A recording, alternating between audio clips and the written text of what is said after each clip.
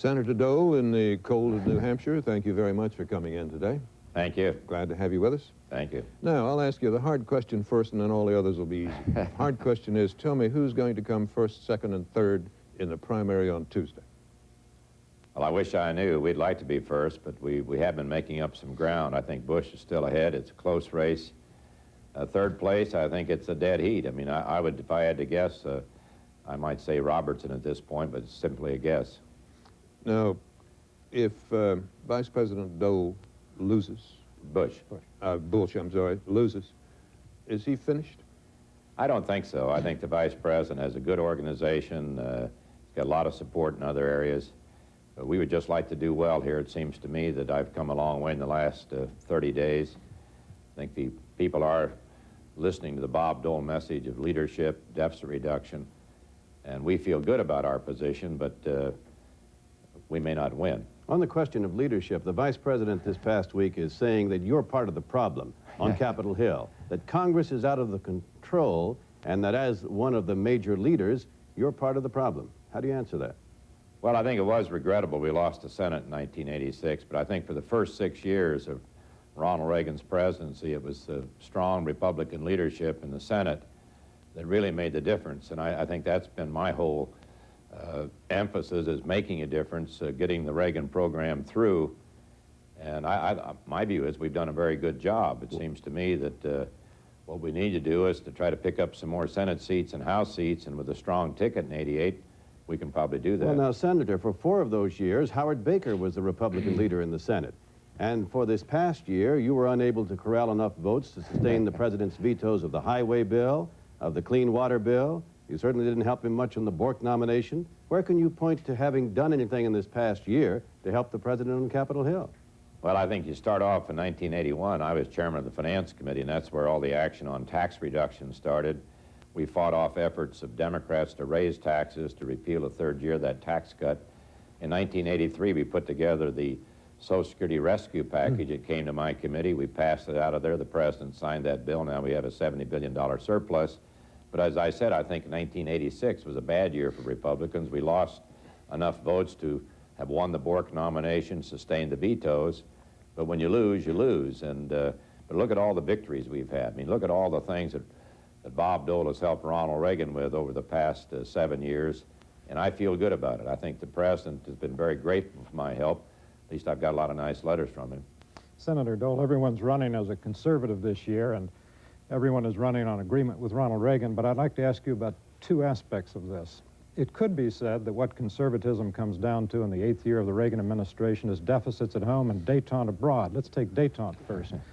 Do you agree with the president's statement made twice around the time of the summit in December that the Soviet Union under Gorbachev is no longer an expansionist power?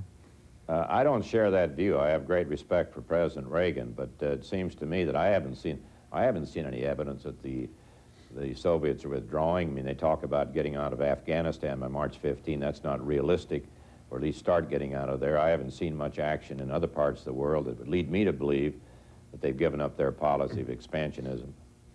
Now, on the deficit, it seems fairly clear that we've had under Ronald Reagan this referendum on government. Ronald Reagan's called the Great Communicator, and the Great Communicator could not move Congress to make the spending cuts he wants. What makes you think you would be able to do so? And if you can't, then are you going to have new revenues? No new revenues. I've made that clear, even though my record's being distorted a little bit the last Well, let me ask you about that, because I gather your position is no increase in personal tax rates. Personal or business, yes. Personal or business. What's left? How about a consumption tax? No other kind of taxes. You know, Ronald Reagan has said we'll close loopholes, we'll go for user fees in those areas. I've said under certain conditions I would support. I'm not advocating an oil import fee, not as a revenue raiser, but as a way to stabilize prices. And if we did that, it's pretty much like Ronald Reagan said on February 4, 1986. You would do that only to stabilize prices, and then you would have either an exemption or a tax credit for those who use home heating oil. But my view is the temporary freeze is only a beginning. I think we can pass it. It has a lot of support. Get it in place early in 1989, and then start down that budget line by line. Take a look at all the programs, get ready for a big deficit reduction a year later.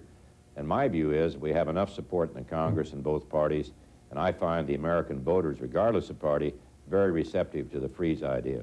You talked about going down the budget line by line. There is an argument being made, it was made in the Wall Street Journal this week, that there really is a line item veto in the Constitution for the And president. I agree with Would you, as president, start out in 1989 vetoing line items in the budgets and let the courts decide? I certainly would. In fact, I made that speech about 30 days ago. It's never been tested. It's a constitutional question, and one way to do it is when they send me a bill with a lot of items in that ought to be taken out, go ahead and take them out, sign the bill, send it back, and then we've got a court case on our hands. In the meantime, give me a temporary line item veto while the court is testing the constitutionality of the general veto power. I think it's, my view it ought to be tested. Maybe Ronald Reagan can try it out this year. Well, Senator, going back to taxes, in 1982, as a leader in the Finance Committee and the Senate, you helped pass a $96 billion tax increase bill sure for that did. year. How can you claim to have supported Ronald Reagan's idea of cutting taxes? Well, he signed that bill, and in fact, he initiated it. I wasn't the president then. I was just a nice Republican chairman. What we did that year, though, Sam, we closed a lot of loopholes. We picked up $7 billion from big insurance companies, $7 billion from big corporations who were using this thing that somebody dreamed up in '81 called safe harbor leasing. We made it more difficult for the rich to benefit more from pension programs, but about 85% of that revenue was, loopholes. It was really the forerunner of tax reform. But you now just told George Will that you wouldn't raise money from the corporations, yet you have just now said that you did, although you call it loophole closing. What's the difference? Oh, big difference. I don't believe the American people, corporate America or individual Americans, want anybody to have an unintended tax break. And if I see a loophole in the tax code when I'm president, I'm going to ask Congress to close it. It's a very different thing than saying we're going to raise your tax rates. And keep in mind that in 1981, it was Bob Dole's amendment on the Senate floor that indexed the tax code, and it's going to mean $75 billion to workers over the next 5 years, going to stay in their pockets instead of going to the Treasury. That's the most important part of the '81 tax bill that hasn't been discussed very much, because now we index the brackets. If you get a pay raise to take care of inflation, you're not tossed into a higher bracket where the government gets the money, you keep it. And I believe that's one significant thing that the American working men and women appreciate. Senator, let me interrupt for a moment. We'll be back with more questions for Senator Dole in a moment. Yes, sir. What do you make of the Pat Robertson phenomenon? Does it bother you? Now, my view, it's a remarkable showing of what can happen when you open up a party and you put out the welcome mat, and you have someone like Pat Robertson can bring all these people in. Now, will they stay if Pat Robertson's not the nominee? I believe some will, so it's encouraging from the standpoint of broadening the base of our party. That's assuming that he is not nominated. You're right. I don't believe Pat Robertson will receive the Republican nomination, but let's face it, he broke a lot of China in Iowa, and he's working very hard in the state of New Hampshire, and who knows, but I think it's much more difficult for him in a state like New Hampshire where you have a larger universe, it's an open primary, it's not a caucus state, organization is not as important, so it makes it more difficult for Pat Robertson. Senator, Pat Robertson's been on television an awful lot, and he's said a number of remarkable things over the years. Let me read you a few of them. There's a woman named Marcia who's got cancer of the throat, and the Lord has just healed you. Someone else who has lung fungus has just been healed by God's power. A hernia has been healed. If you're wearing a truss, you can take it off. It's gone. Several people are being healed of hemorrhoids and varicose veins. In the center section there, somebody's just been healed of an ulcer. Now, does it do the Republican Party good with the general electorate to have a man with this kind of rhetorical tradition becoming as prominent as he is in Republican politics? Well, my view is that Pat Robertson is, and again, I'm not following his campaign that closely, but trying to shed that past, and he doesn't like to be referred to as a TV minister. He is a candidate for president. He's speaking to the issues, and so I would guess that much of that past rhetoric has gone overboard. What do you suppose he would want if he gets a lot of delegates, comes to the convention in New Orleans, can't be nominated, but would like to leave his impress on the party? What kind of impress would that man leave, and would it do you any good in the general election? My view is Pat Robertson wants looking for strong moral leadership. He believes he can provide it. He's concerned about traditional family values and feels very strongly about the care of the unborn, abused, neglected children, pornography. There are a lot of ideas that Pat Robertson has that my view, are good ideas, and I think some I obviously could not adopt, and many of the statements he's made, in my view, are fairly unrealistic. Senator, are you for a school prayer amendment? Yes. And you're for a balanced budget amendment? Balanced budget amendment, line item veto, the human life amendment. So you support the social agenda that Ronald Reagan has supported all these years? That's correct. I have a very good record, and I've supported Ronald Reagan all these years. Well, you mentioned a moment ago that you had letters from Ronald Reagan. This past week, you waved a letter around, I think in the state legislature in New Hampshire, which thanked you for your leadership on the Contra aid vote. But you didn't mention that the president wrote a similar letter to all 250-odd people in the Congress who had also voted his way.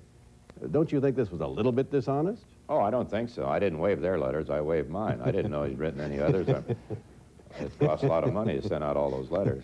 I thought I got the only one. You stood with Senator Haig, or rather with General Haig the other day when he withdrew from the race in your favor. And he said, of course, that George Bush was not competent, really, in the field of foreign affairs to be president. Do you share that view? I believe I'm more competent. I mean, General Haig, in my view, is going to be a much stronger supporter than he was candidate. Al Haig has a lot of friends. In fact, we were around together yesterday, and he had standing ovations in a couple of the areas. We went to visit a VFW hall, and all the veterans there, they wanted to see General Haig, so he's got a base of support. Well, if he had so much support, why didn't he stick around and see if they would vote for him next year? Well, I think there's a difference. You can be a strong supporter and a weak candidate, or a weak supporter and a strong candidate. But in any event, General Haig is for Bob Dole.